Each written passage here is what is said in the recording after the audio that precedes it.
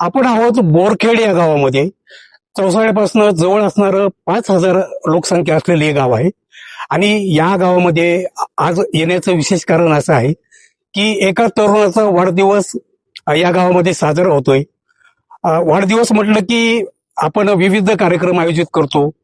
आता बरेचसे म्हणजे फटाके वाजवले जातात, गाणी वाजवले जातात, डीजे लावले जातात.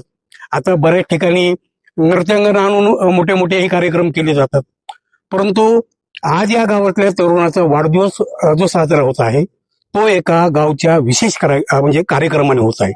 आणि हा कार्यक्रम जो आहे तो या गावच्या लोकांच्या मदतीसाठी किंवा या गावामध्ये राहणाऱ्या नागरिकांच्या मदतीसाठी रुग्णसेवा हीच ईश्वर सेवा हे ब्रीदवाक्य घेऊन या तरुणानं इतर खर्च टाळता हा जो वाढदिवस आहे तो वाढदिवस एक वेगळ्या आणि आगळ्या पद्धतीने आज साजरा होत आहे.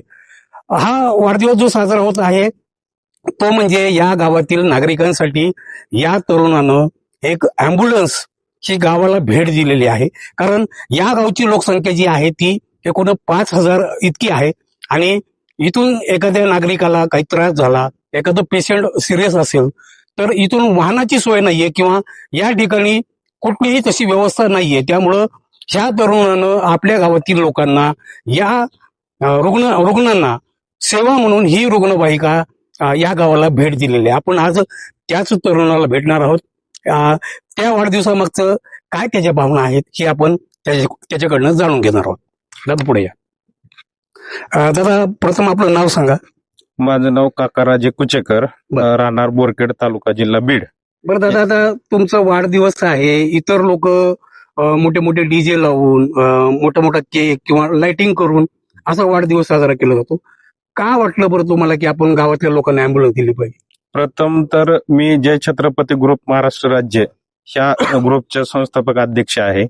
आणि ह्या ग्रुपचं काम करत असताना मी ज्यांचं नाव लावून ग्रुपचं काम करतोय ते स्वराज्याचे स्वतः हे आहेत, थोडक्यात म्हणजे संस्थापक आहेत. त्यांनी स्वराज्याचं तोरण बांधलेलं आहे. त्यांच्या नावाने जर मला चालताना जर त्यांचे विचार घेऊन चालावं असं वाटलं म्हणून मी आज माझ्या गावाचं व माझ्या सर्कलला एक माझ्या वाढदिवसानिमित्त म्हणून मी एक रुग्णवाहिनी सेविका अशी मला एक इच्छा झाली. आणि महाराजांकडे बघितलं तर अनेकदा असा विचार येतो की महाराजांनी त्यांचं जीवन जगत असताना समजा स्वराज्यासाठी अर्पण केलं, स्वराज्य हेच त्यांचा ध्यास होता. त्याच अनुषंगानं मी आज जय छत्रपती ग्रुप या माध्यमातून हे कार्य हातात घेतलेलं आहे. आणि या कार्याला माझ्या गावातल्या सर्व प्रथम नागरिक असतील किंवा गाववाले असतील माझ्या, ह्यांनी भरपूर प्रतिसाद दिलेला आहे.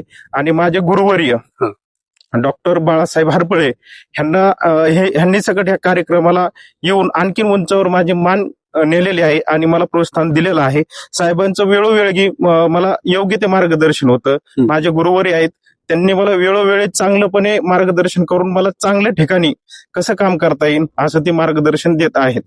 आपल्या गावामध्ये 5,000 लोकसंख्या आहे. या 5,000 लोकसंख्येतल्या ज्या काही नागरिकांना ही अँब्युलन्स म्हणजे लागणार आहे तर त्याच्यासाठी तुम्ही काही चार्ज वगैरे लावणार आहात, काही पैसे घेणार आहात? प्रथम तर जय छत्रपती ग्रुपच्या माध्यमातून जे आपण कार्य केलंय हे मोफत आहे.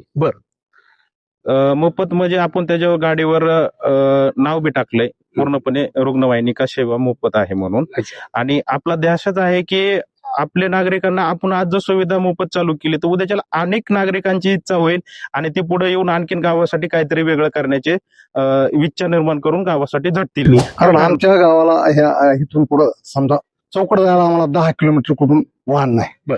वाहन नसल्यामुळे मग आम्हाला एक अत्यंत समजा अर्जंट म्हणलं तर मग आपल्याला हे नाही तर मग ह्या अँब्युलन्सचा आम्हाला चांगला फायदा होणार आहे. आम्हाला तरुण हा किंवा लोकांना प्रत्येक कामाच्या प्रत्येक गोष्टीमध्ये कुठलं बी काय असेल ह्याला म्हणजे धावून जाणारा कार्यकर्ता आहे. आणि असंच त्याच्या हातून लोकांची सेवा, जनतेची सेवा व्हावा हीच आमची इच्छा आहे. आज तुमच्या गावाला अँब्युलन्स मिळालेली आहे. म्हणतात ना रुग्णसेवा ही ईश्वर सेवा असते.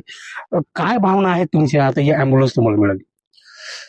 एक तर मी त्यांचं अभिनंदन करू इच्छितो, जेणेकरून आमच्या गावासाठी कुणीही असा उपक्रम राबविलेला नाही. आणि आम्हाला कुठलाही सार्वजनिक कुठलाही कुणाचा सलोखा नाही देऊन गावासाठी सहकार्य केलं, त्यांचं अभिनंदन. आणि ही गोरगरिबासाठी अमृत वाहिनीच म्हणायचं थोडक्यात, कारण की जीवनदान हा ईश्वर श्रेष्ठ दान आहे. त्याच्यामुळं त्यांचं जेवढं कौतुक करावं तेवढं कमीच आहे. पावसाळा असो किंवा बीड असो किंवा बाजूला असो तरी खूप गैरसोय या ठिकाणी. प्रत्येकाकडेच पैसा असतो अशी भाग नाही, परंतु एखाद्याला सर्पदंश झाला, पॅरालिसिस, आता आजाराचे प्रमाण खूप वाढलेले आहेत. डॉक्टरच्या ह्याच्यात जाणं गरजेचं असतंय आणि त्यामुळे एखाद्याच मनुष्य समजा जर ती सोय नसेल तर दगावू शकतो. कोणी समजा सुसाईड करण्याचा प्रयत्न केला, त्याला लवकर न्यायचंय, विष प्रयोग केला, विष घेतले त्यांनी, ह्या सगळ्या संकटातून जर वाचायचं असेल तर हे जीवदान दिल्यासारखं आहे. कारण काय तुकाराम महाराज म्हणतात, जे का रंजले गांजले त्याशी म्हणे जो आपुले, आणि तोच साधू ओळखा देव तेथीच जाणावं. या ठिकाणी प्रत्येक मनुष्य हा आपला भाऊ आहे, बंधू आहे, कुठल्याही जातीचा धर्माचा नाही. परमेश्वर एक आहे, त्याची आपण मुलं आहेत. ही जाणीव त्या अमोल कुचेकरांना झाली. आणि कसं आहे, कलियुगाचा अंतिम समय असेल, ह्या समयामध्ये तो तन मन धन सेवा जर केली तर तुमचं आपलं भाग्य म्हणतंय, कल्पाचं भाग्य म्हणते. आणि त्याने ते उपक्रम फार चांगला केलेला आहे. मंडळी, वाढदिवस म्हटलं की अनेक प्रकार आपण बघितलेले आहेत. आपण आज बोरखेडमध्ये आलो होतो. बोरखेडच्या एका तरुणानं स्वतःचा वाढदिवस एक आगळ्या वेगळ्या पद्धतीने साजरा केलाय. आपल्या वाढदिवसाचे पैसे किंवा आपली जी कमाई आहे, त्याच्या वार्षिक जी कमाई आहे त्याचा 20% हिस्सा हा माझ्या गावाच्या कार्यासाठी गेला पाहिजे, माझ्या गावासाठी लागला पाहिजे किंवा समाजासाठी तो लागला पाहिजे. कारण आपलं समाजाला काहीतरी देणं लागतं. ही जी उदात्त भावना आहे, त्या उदात्त भावनेतून काकासाहेब कुचेकर नावाच्या या तरुणानं गावाला अँब्युलन्स भेट दिली. ही अँब्युलन्स असली पाहिजे हा दूरदृष्टीपणा ठेवून काकासाहेब कुचेकर यांनी या गावाला ही अँब्युलन्स भेट दिली. नक्कीच हा काकांनी केलेला जो प्रयत्न आहे तो हळूहळू इतर गावामध्ये सुद्धा जाईल. तिथलेही तरुण समाजासाठी काहीतरी करतील ही नक्की अपेक्षा आज उंचावली आहे. कारण सुरुवात ही कुणीतरी केलेली असते, तशी काकासाहेब कुचेकर यांनी या गावामध्ये सुरुवात केलेली आहे.